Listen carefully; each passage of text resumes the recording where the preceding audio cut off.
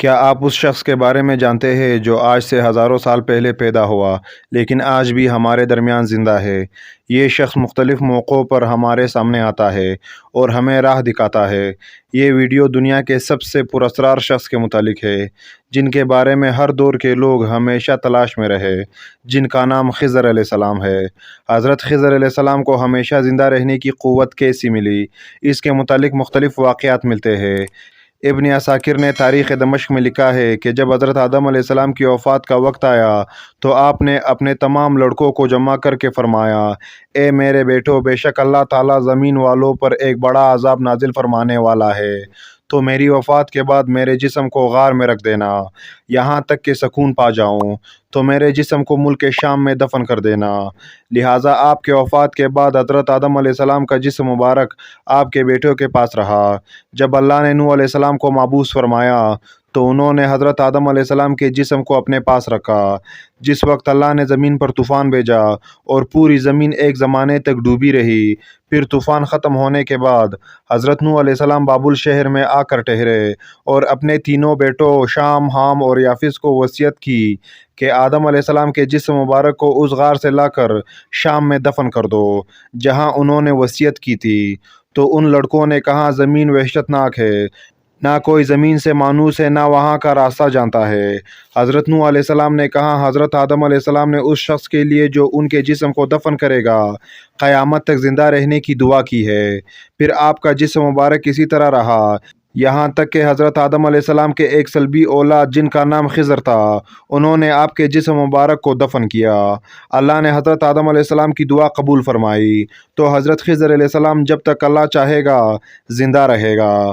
حضرت خضر علیہ السلام کی کنیت ابو العباس اور نام بلیا تھا، ان کے والد کا نام ملکان تھا۔ حضرت خضر علیہ السلام کی یہ خصوصیت تھی کہ آپ جس جگہ بھی بیٹھتے تھے وہاں آپ کی برکت سے ہری ہری گھاس اگ جایا کرتی تھی، اس لیے لوگ آپ کو خضر کہتے تھے، جس کے معنی سبز چیز ہوتی ہے۔ ایک روایت کے مطابق آپ حضرت ذوالقرنین علیہ السلام کے خالازاد بھائی تھے۔ حضرت ذوالقرنین اللہ کے ایک نیک بادشاہ تھے جنہیں اللہ نے زمین کے بڑے حصے پر حکومت عطا فرمائی تھی۔ حضرت خضر حضرت ذوالقرنین کے وزیر تھے۔ کتابوں میں حضرت خضر علیہ السلام کی لمبی عمر اور موت نہ آنے کی وجہ یہ بھی لکھی گئی ہے کہ آپ نے آب حیات نامی ایک چشمے کا پانی پیا تھا۔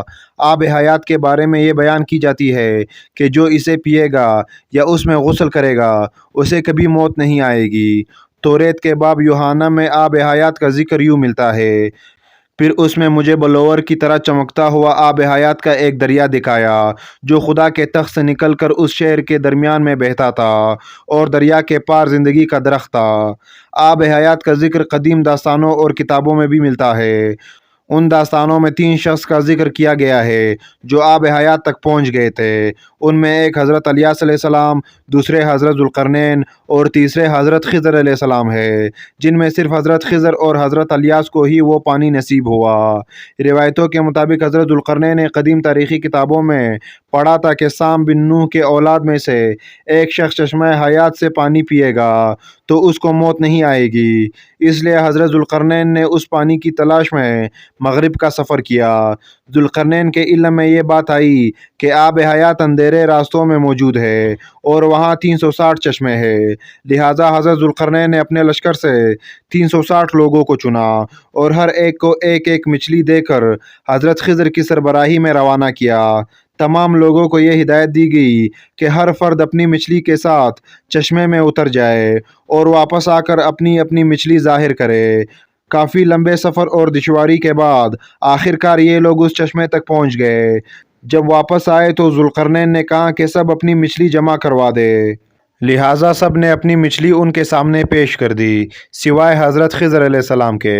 ذوالقرنین نے دریافت کیا تو انہوں نے بتایا کہ میں جب چشمے میں اترا تو مچھلی میرے ہاتھ سے نکل کر پانی میں چلی گئی۔ میں نے غوطہ لگا کر اسے پکڑنے کی بہت کوشش کی مگر ناکام رہا۔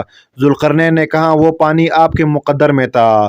آب حیات میں غوطہ لگانے اور اس مقدس پانی کو پینے کے برکت سے حضرت خضر علیہ السلام ہمیشہ زندہ رہیں گے اور آپ کو کبھی موت نہیں آئے گی۔ حضرت موسیٰ علیہ السلام سے بھی حضرت خضر علیہ السلام کا ملاقات کا ذکر قرآن مجید میں ملتا ہے، جس کے مطابق حضرت خضر کو ایک الہامی علم عطا کی گئی تھی جسے علم لدنی کہتے ہیں۔ اس علم کو سیکھنے کے لیے حضرت موسیٰ حضرت خضر کی خدمت میں حاضر ہوتے ہیں اور ان سے درخواست کرتے ہیں کہ اللہ نے انہیں جو علم عطا کیا ہے وہ انہیں بھی سکھا دے، لیکن حضرت موسیٰ علیہ السلام کی جلد بازی اور صبر نہ کرنے کی وجہ سے حضرت خضر علیہ السلام وہ علم مکمل طور پر حضرت موسیٰ علیہ السلام کو نہیں سکھا پاتے ہیں۔ بعض علماء نے اس واقعے کو دلیل بنا کر حضرت خضر علیہ السلام کو نبی قرار دیا ہے، کیونکہ ایک پیغمبر کو ایک عام بندہ کوئی علم نہیں سکھا سکتا۔ حضرت خضر علیہ السلام کو جو علم لدنی عطا کی گئی تھی، اس کے ذریعے آپ مشکل میں پھنسے لوگوں کی مدد فرماتے اور گمراہوں کی رہنمائی کرتے ہیں۔